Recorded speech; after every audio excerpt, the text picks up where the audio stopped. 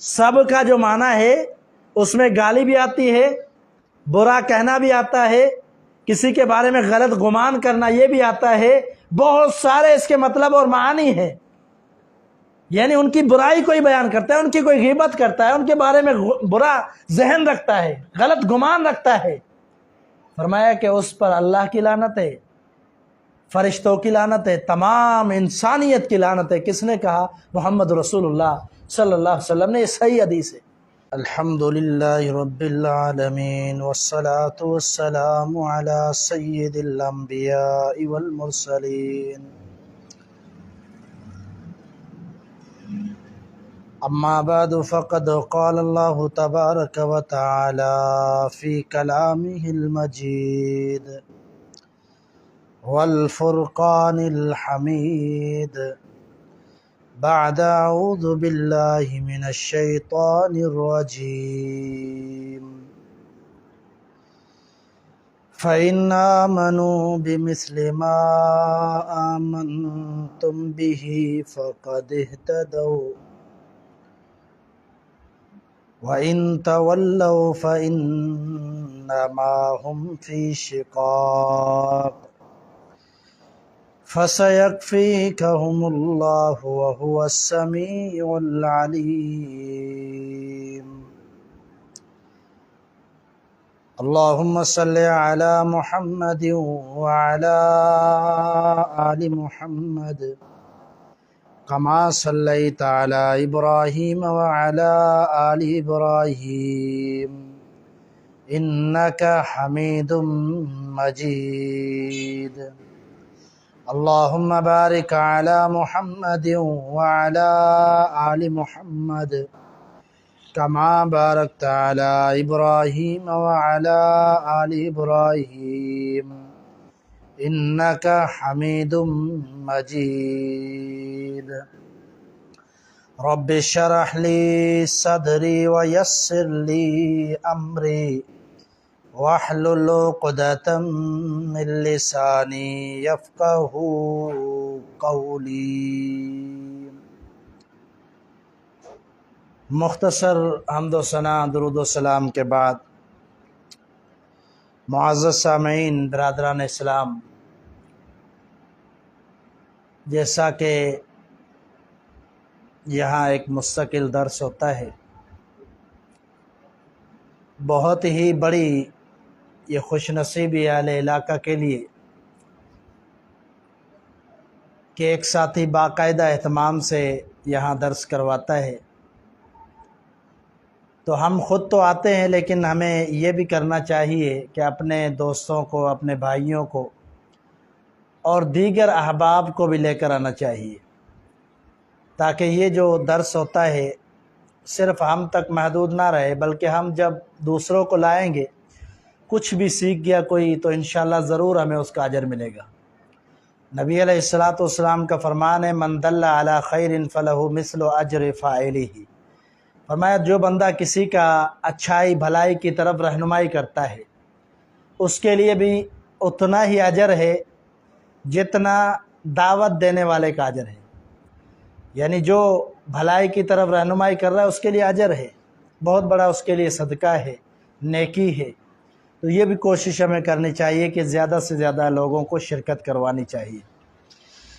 عزیز ساتھیو، انتہائی مختصر گفتگو ہوگی انشاءاللہ، جس میں ہم آج آپ کے سامنے یہ بیان کریں گے کہ اللہ رب العزت نے نبی علیہ السلام کے ساتھی صحابہ اکرام رضوان اللہ علیہم اجمعین کے ایمان کی بھی گواہی دی ہے، ان کی عدالت کی بھی گواہی دی ہے، اور ان کے دلوں کے اندر جو ایمان ہے اس کی بھی گواہی دی ہے، اور صحابہ اکرام کا اللہ نے دفاع بھی کیا ہے۔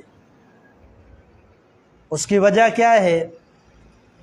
وجہ یہ ہے کہ اسلام کے اولین ماننے والے یہی لوگ تھے، اور اللہ رب العزت نے نبی علیہ السلام کو یہ کیوں عطا کیے؟ اس لیے کہ آپ ایک وقت تک، آپ اپنی زندگی تک دین کا پیغام آپ نے پہنچانا ہے، اور وہ پیغام آگے پہنچانے والی جو ہستیاں ہیں وہ صحابہ اکرام ہیں۔ اور اللہ رب العزت نے یہ خاص لوگ منتخب کیے تھے۔ آپ جانتے ہیں کہ نبی علیہ السلام کے دور میں صرف یہ لوگ نہیں تھے، بلکہ کتنے لوگ تھے؟ بہت سارے لوگ تھے۔ انسان تو بہت زیادہ تھے اس وقت بھی، لیکن صحابہ اکرام کی تعداد لاکھ سے زیادہ ہے، اس سے زیادہ نہیں ہے۔ یعنی 1,24,000 کم و بیش کہا جاتا ہے کہ یہ صحابہ اکرام تھے۔ دوسرے لوگ سارے کے سارے اسی روش پر قائم رہے جس طرح تھے، لیکن اللہ تعالیٰ نے کچھ خاص لوگوں کو چن لیا جن کو اللہ کے رسول کا ساتھی بنایا۔ بلکہ نبی علیہ السلام کی حدیث بھی اس پر گواہ ہے، مستدرک حاکم کی حدیث ہے۔ نبی علیہ السلام نے فرمایا کہ اللہ رب العزت نے پوری انسانیت کے دلوں کو دیکھا۔ پوری انسانیت یعنی دنیا کے اندر، کائنات کے اندر جتنے بھی لوگ ہیں، اللہ نے ان کو دیکھا، ان کو پرکھا، ان کے دلوں کو دیکھا۔ فرمایا کہ اللہ رب العزت نے میرے دل کو سب سے پاکیزہ پایا، سب سے پاکیزہ، اور اللہ نے مجھے اپنی نبوت کے لیے، اب مجھے نبی بنانے کے لیے، بعثت کے لیے مجھے مبعوث فرما دیا اور مجھے منتخب کر دیا نبی۔ اللہ رب العزت نے نبوت کے لیے مجھے چن لیا اور نبی بنا دیا، رسول بنا دیا۔ اور فرمایا کہ پھر اللہ نے دوبارہ دنیا میں نظر دوڑائی۔ حالانکہ اللہ جانتا تھا، لیکن اللہ رب العزت نے یہ جو حدیث نبی علیہ السلام بیان کر رہے ہیں، یہ اس لیے ہے تاکہ آنے والے لوگوں کو پتہ چلے کہ یہ صحابہ کوئی کم ہستیاں نہیں ہیں، بلکہ یہ اللہ کی چنیدہ ہے۔ لوگ اس وقت بہت تھے، یہ دل بھی اللہ نے بنائے، یہ فطرتیں بھی اللہ نے بنائی، یہ سارے جو معاملات ہیں یہ اللہ کی مخلوقات ہیں، لیکن اللہ نے چن لیا ان کو جو پیغمبر کا صحیح معنی میں ساتھ دینے والے تھے۔ پھر آپ نے فرمایا کہ اللہ نے میرے ساتھیوں کے دلوں کو دیکھا، ان کے دل اللہ کو پسند آئے، اور اللہ نے ان میں سے کسی کو میرا وزیر بنا دیا۔ فرمایا کسی کو میرا سسرال بنا دیا، کسی کو میرا ساتھی بنا دیا۔ یہ نبی علیہ السلام کی حدیث ہے، یعنی جس سے پتہ چلتا ہے کہ صحابہ اکرام ہر کوئی بندہ صحابی نہیں بن سکتا، بلکہ یہ اللہ نے ان کو چن لیا تھا اور نبی علیہ السلام کے ارد گرد ان کو جمع کر دیا۔ اور حجۃ الوداع کے موقع پر کافی تعداد میں، لاکھ سے زیادہ صحابہ جمع تھے جو حج کے موقع پر تھے۔ ان کو نبی علیہ السلام نے یہ فرمایا تھا، فَلْيُبَلِّغِ الشَّاهِدُ الْغَائِبَ، اب میں نے پیغام پہنچا دیا، اللہ کو بھی گواہ بنایا، اور فرمایا کہ جو بھی یہاں موجود ہے وہ غائب کو جا کر پیغام سنائے، پہنچائے۔ یعنی صحابہ اکرام کو یہ اللہ کے رسول نے ذمہ داری دی کہ اب تمہاری ذمہ داری ہے۔ آپ حجۃ الوداع کے بعد جلد ہی دنیا سے چلے گئے، لیکن صحابہ اکرام نے بخوبی یہ ذمہ داری ادا کی، اور ایک بہت ہی عظیم کام تھا، ایک بہت ہی اہم ایک کام تھا، دین کا کام، اسلام کا کام، دین کو پہنچانا، اللہ کے قرآن کو پہنچانا، اور محمد عربی علیہ السلام کی حدیث اور فرمان کو پہنچانا۔ یہ بہت بھاری ذمہ داری اللہ کے رسول نے صحابہ اکرام پر ڈال دی تھی حجۃ الوداع کے موقع پر، اور پھر انہوں نے بخوبی اس کو نبھایا۔ یہ چند باتیں کرنے کے بعد ہم دیکھتے ہیں کہ اللہ رب العزت نے صحابہ اکرام کو کیسے مرتبے سے، کیسے شان سے نوازا۔ بلکہ آپ اگر غور کریں، مطالعہ کریں، قرآن مجید کے 30 پاروں کے اندر صحابہ کا تذکرہ ہے، 30 پاروں کے اندر، 30 پارے، ہر پارے کے اندر آپ کو صحابہ کا تذکرہ ملے گا۔ کیوں؟ کیونکہ یہی دین کو آگے پہنچانے والے ہیں۔ اگر وہ کمزور پڑ جائیں، نعوذ باللہ ان پر اگر منافقت کا فتویٰ لگا دیا جائے، نعوذ باللہ ان کو فاسق کہہ دیا جائے، نعوذ باللہ ان کو ظالم کہہ دیا جائے، تو بتلائے ذرا کوئی فاسق بھی عادل ہوتا ہے، کوئی ظالم بھی عادل ہوتا ہے، کوئی منافق بھی عادل ہوتا ہے؟ کبھی نہیں ہو سکتا۔ یہ عادل لوگ تھے جنہوں نے دین کو آگے پہنچایا، اللہ نے ان کو چن لیا تھا۔ اور پھر ہم قرآن مجید کی طرف آتے ہیں اور ہم دیکھتے ہیں کہ اللہ نے ان کے ایمان کی بھی گواہی دی۔ اللہ نے تا قیامت قرآن کو قائم رکھنا تھا۔ آپ جانتے ہیں کہ اللہ نے فرمایا اِنَّا نَحْنُ نَزَّلْنَا الذِّكْرَ وَإِنَّا لَهُ لَحَافِظُونَ، یہ قرآن ہم نے نازل کیا، اس کی حفاظت کا ذمہ بھی ہمارا ہے، یعنی یہ قیامت تک کے لیے کتاب ہے۔ ایسا نہیں ہے کہ اللہ کے رسول صلی اللہ علیہ وسلم کے بعد کوئی رسول آئے گا، کوئی نبی آئے گا، کوئی کتاب آئے گی، نہیں، بلکہ اللہ کے رسول صلی اللہ علیہ وسلم خاتم النبیین تھے۔ آپ کے بعد کوئی نبی، کوئی رسول نہیں آئے گا، اور کتاب بھی آسمانی کوئی نہیں آئے گی، یہی کتاب ہے، اور یہ قیامت تک کے لوگوں کے لیے ہے۔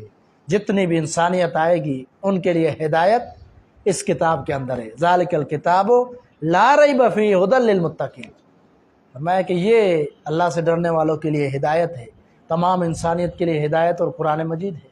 اللہ نے حفاظت کا ذمہ لے لیا، اور اس کتاب کے اندر اللہ نے ان کے ایمان کو بھی بیان کیا، ان کی عدالت کو بھی بیان کیا، ان کے شان، مقام اور فضیلت کو بھی بیان کیا، تاکہ تا قیامت تک ان کی شان باقی رہے، اس لیے کہ یہی قرآن کو لانے والے ہیں، یہی لوگوں تک پہنچانے والے ہیں، یہی اللہ کے فرمان کو، اللہ کے رسول کے فرمان کو آگے منتقل کرنے والے ہیں۔ قرآن مجید کی آیت اللہ رب العزت نے کیا فرمایا؟ فرمایا فَإِنْ آمَنُوا بِمِثْلِ مَا آمَنْتُمْ بِهِ فَقَدِ اهْتَدَوْا، اگر ان صحابہ اکرام کی طرح ایمان لے آؤ تو ہدایت یافتہ ہو جاؤ گے۔ فَإِنْ آمَنُوا، فرمایا گیا کہ اے صحابہ، اس وقت مخاطب کون تھے؟ جس طرح تم ایمان لائے ہو، اگر وہ بھی اس طرح ایمان لائے، یعنی جو بعد میں آنے والے وہ بھی تمہاری طرح ایمان لائے، فَقَدِ اهْتَدَوْا، تو ہدایت یافتہ ہو جائے۔ فرمایا ہدایت یافتہ ہو جائے، اللہ نے فرمایا، یعنی ایک دنیا کے اندر آپ کہتے ہیں کہ ہمیں معیاری چیز چاہیے، آپ کہتے ہیں نا کوئی بھی چیز خریدنے کے لیے آپ جاتے ہیں، آپ کی سوچ کیا ہوتی ہے؟ اچھی چیز چاہیے، معیاری چیز چاہیے، عمدہ چیز چاہیے، یعنی جو معیار ہو، ایک اچھی چیز ہو، برانڈ ہو، اچھی چیز ہو۔ تو صحابہ اکرام کو اللہ نے معیار بنایا، معیار بنایا، حق اور باطل میں فرق کرنے کے لیے صحابہ کو معیار بنایا۔ فرمایا کہ ایمان اگر ان کے ایمان کی طرح ہے، یعنی وہ ایمان میں کامل تھے، اللہ نے ان کے ایمان کی گواہی دی۔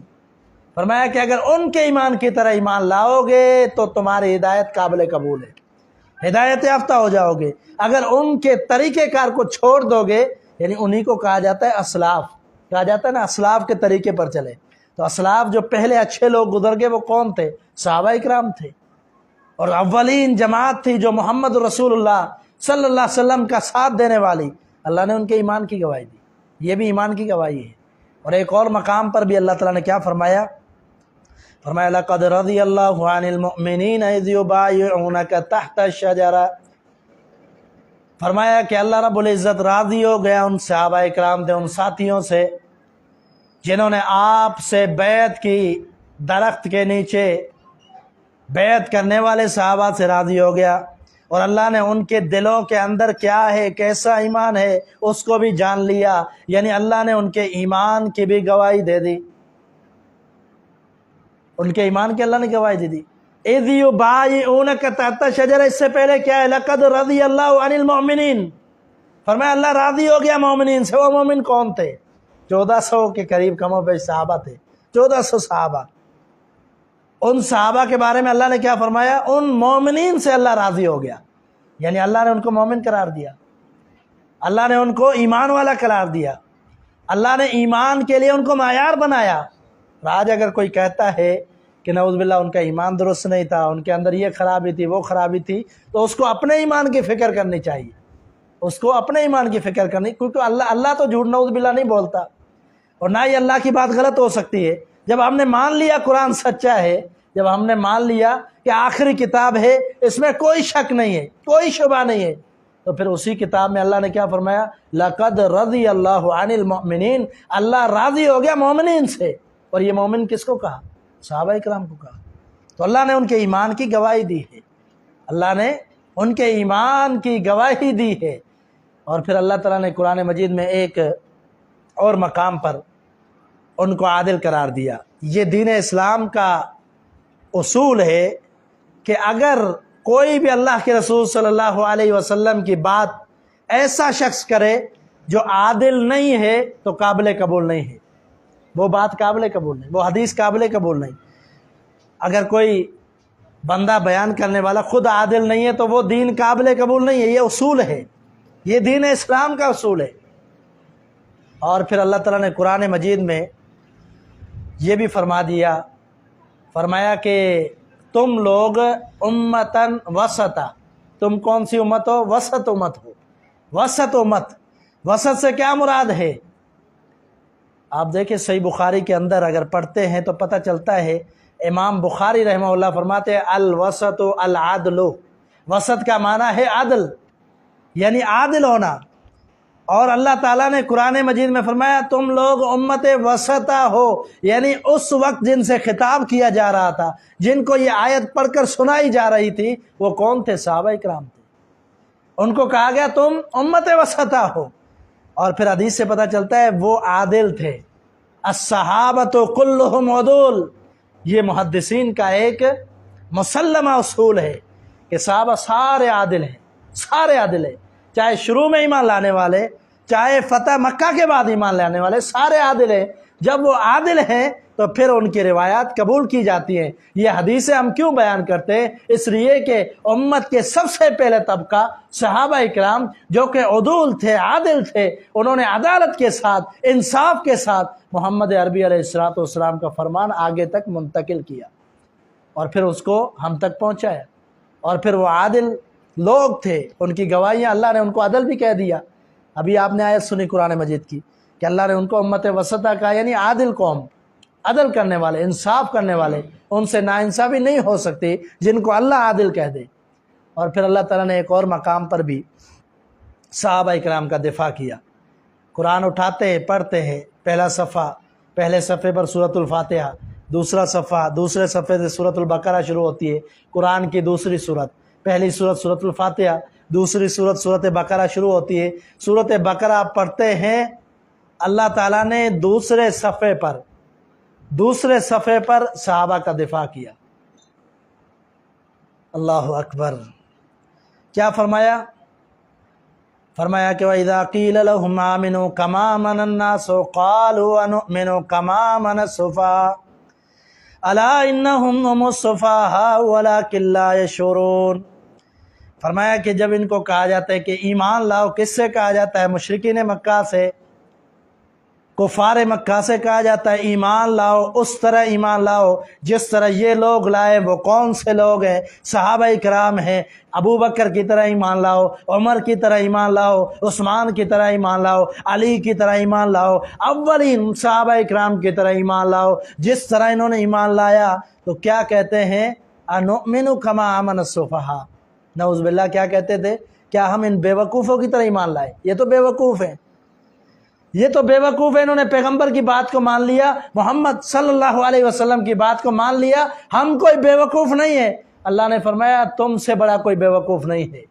الا انہم هم السفہاء، فرمایا خبردار ان کی بات سے دھوکہ نہیں کھانا، ان کی بات سے دھوکہ نہیں کھانا، کہیں یہ سمجھو کہ یہ جو بات کر رہے یہ سچی ہے۔ فرمایا نہیں، تا قیامت قرآن قائم رہے گا، اور تا قیامت یہ بات واقع ہو جائے گی، اور سب کو پتہ چلے گا، جتنی انسانیت آئے گی، جو بھی مسلمان، جو بھی قرآن پڑھنے والا، ان کو پتہ چلے گا جنہوں نے صحابہ کو بے وقوف کہا، اللہ نے ان کو بے وقوف کہا، اللہ نے ان کو بے وقوف کہا۔ اللہ نے فرمایا یہ بے وقوف ہے جو صحابہ کو بے وقوف کہتے ہیں۔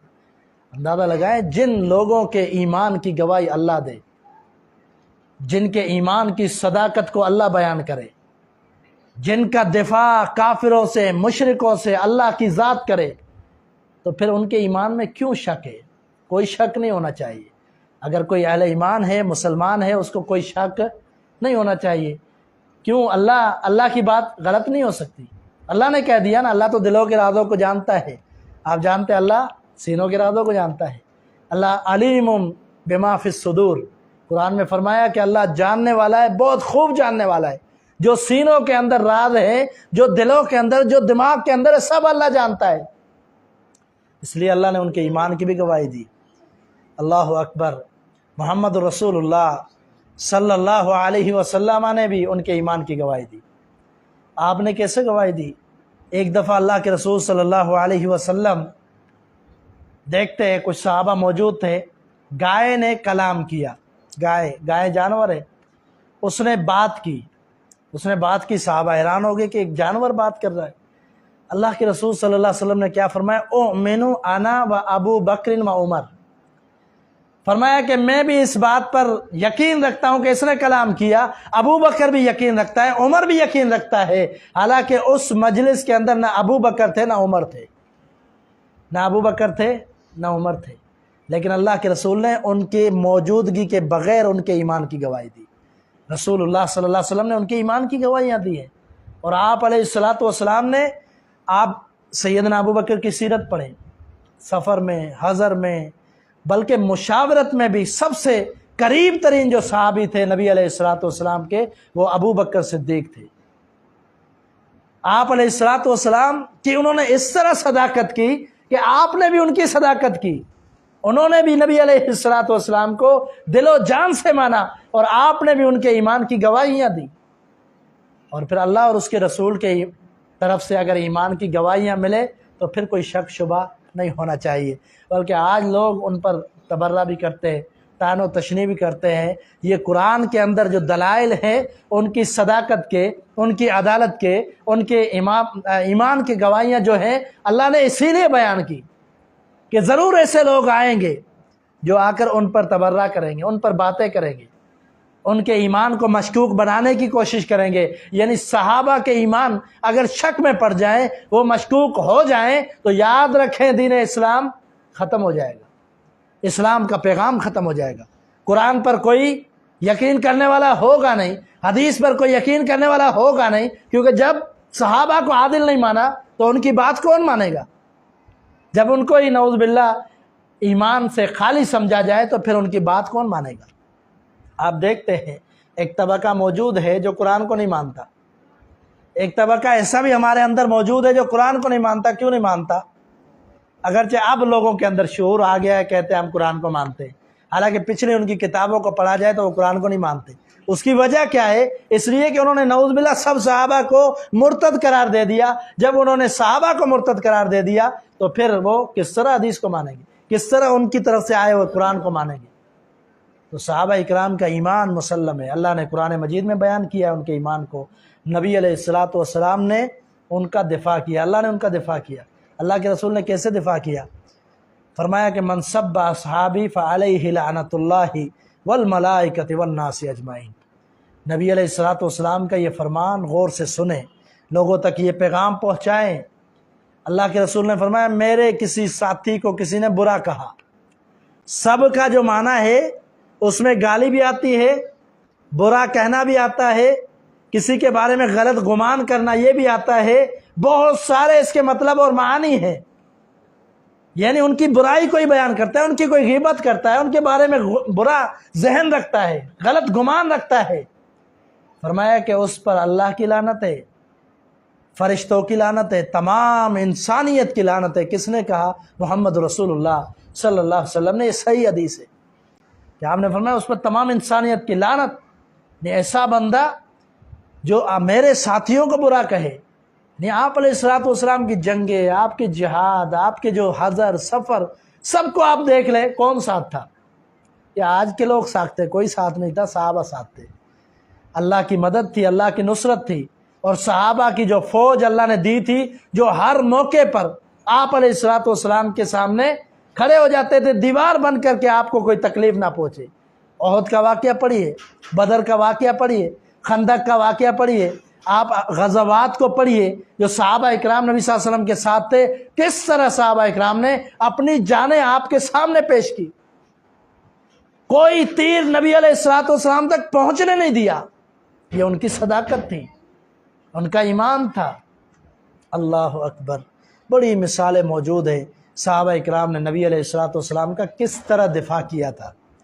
شروع اسلام کے اندر ابو بکر صدیق رضی اللہ تعالیٰ عنہ کے بارے میں آتا ہے کہ نبی علیہ الصلوۃ والسلام کو جب کفار مکہ مارنے لگے، آپ علیہ الصلوۃ والسلام کو مارنے لگے، اس حد تک پہنچے تو ابو بکر صدیق رضی اللہ تعالیٰ عنہ چھڑانے کے لیے آئے، اور چھڑانے کے لیے آئے تو نعوذ باللہ انہوں نے، جو کافر تھے انہوں نے ان کو بھی بہت مارا، اتنا مارا کہ ابو بکر صدیق بے ہوش ہو گئے۔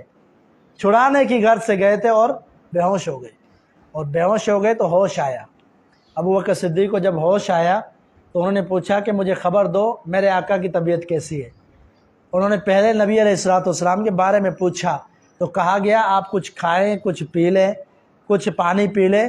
تو کہا کہ اس وقت تک نہ کھاؤں گا نہ پیوں گا جب تک محمد عربی کی خبر نہیں دیتے کہ نبی علیہ الصلوۃ والسلام کی طبیعت کیسی ہے، اگر آپ تکلیف میں ہو تو میں کیسے کھاؤں پیوں۔ یہ ان کا ایمان تھا۔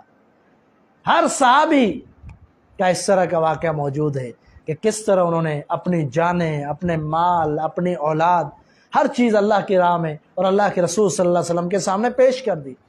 کبھی کسی چیز سے جواب نہیں دیا، کبھی جواب نہیں دیا۔ آپ جانتے ہیں جنگ تبوک کے موقع پر سیدنا عثمان نے سب کچھ لا کے پیش کر دیا، 900 اونٹ۔ اللہ اکبر۔ رسول اللہ صلی اللہ علیہ وسلم نے فرمایا ما ضر عثمان ما عمل بعد اليوم، آج کے بعد عثمان کوئی عمل نہ بھی کرے اس کو کوئی نقصان نہیں ہوگا، تو جنتی ہے۔ بار بار اللہ کے رسول جنت کی گواہیاں دے رہے ہیں، اور یہ جنت کی گواہی کوئی معمولی بات نہیں ہے۔ یہ جنت کی گواہی کس زبان سے؟ نبوت کی زبان سے۔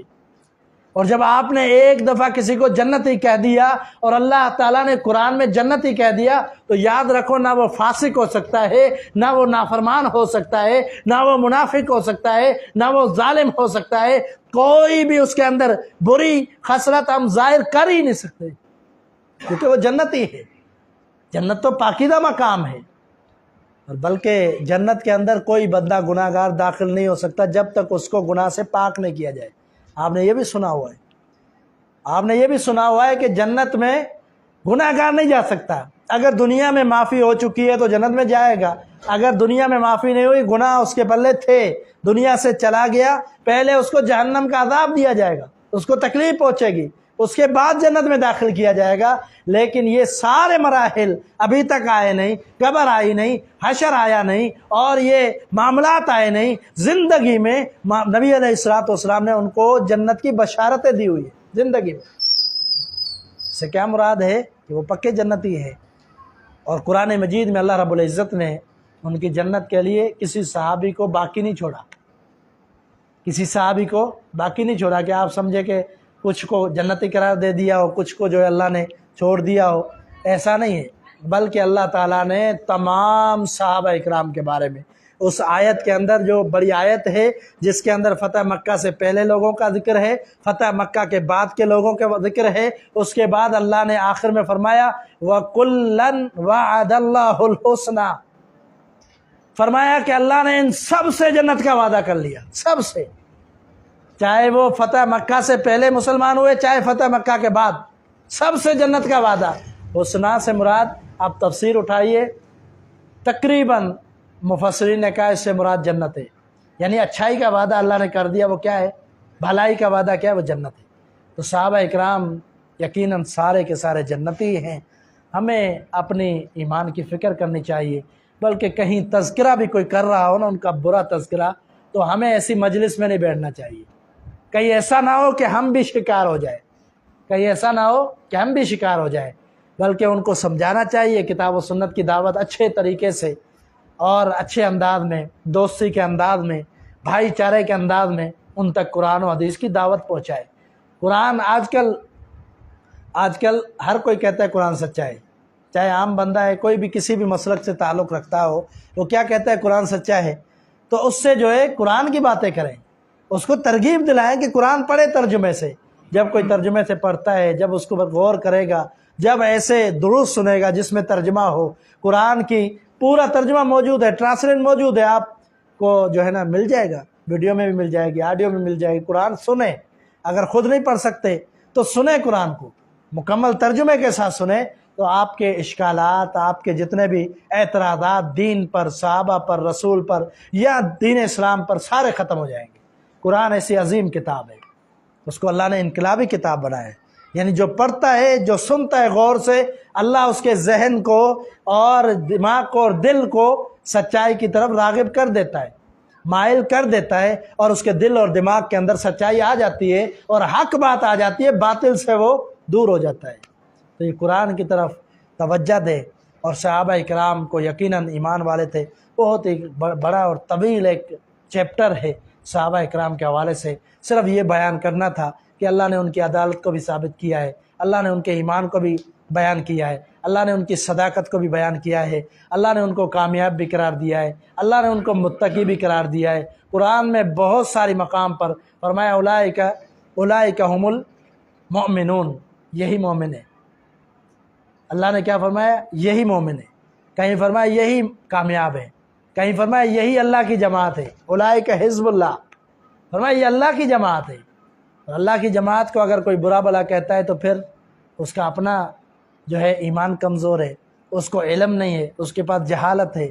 اس تک جب علم پہنچے تو انشاءاللہ وہ بھی سیکھ جائے گا، وہ بھی سمجھ جائے گا۔ تو ہمیں یہ زیادہ سے زیادہ کوشش کرنی چاہیے، جو پیغام ملتا ہے اپنے ساتھیوں تک پہنچائے، اپنے گھر والوں تک پہنچائے، بچوں کو سنائیں اور اپنے دوستوں کو سنائیں۔ اور آئندہ جب آپ مجلس میں آئیں تو کوشش کریں ایک دو ساتھی کو ساتھ لے کر آئے، تاکہ وہ بھی دین کی بات سنیں اور اس کے ذہن کو بھی جو ہے یہاں سے کچھ سکون ملے، کچھ اطمینان ملے۔ جب دین کی بات ہوتی ہے، قرآن اور حدیث کی بات ہوتی ہے، واللہ اگر کوئی ایمان رکھنے والا ہے قرآن اور حدیث پر، اس کے دل کو سکون ملتا ہے۔ اللہ تعالیٰ نے قرآن مجید میں فرمایا ہے نا کہ ان کو نصیحت کرو۔ یہ جو نصیحت ہے نا، یہ مومنین کو بڑا فائدہ دیتی ہے، یعنی ان کے ایمان تازہ ہوتے ہیں، ان کو اطمینان ملتا ہے، ان کو سکون ملتا ہے، ان کی تھکن دور ہو جاتی ہے جب قرآن کی آیات سنتے ہیں۔ تو اللہ تعالیٰ سے دعا ہے کہ ہمیں کتاب و سنت کے مطابق زندگی بسر کرنے کی توفیق عطا فرمائے۔ وآخر دعوایا ان الحمد للہ رب العالمین۔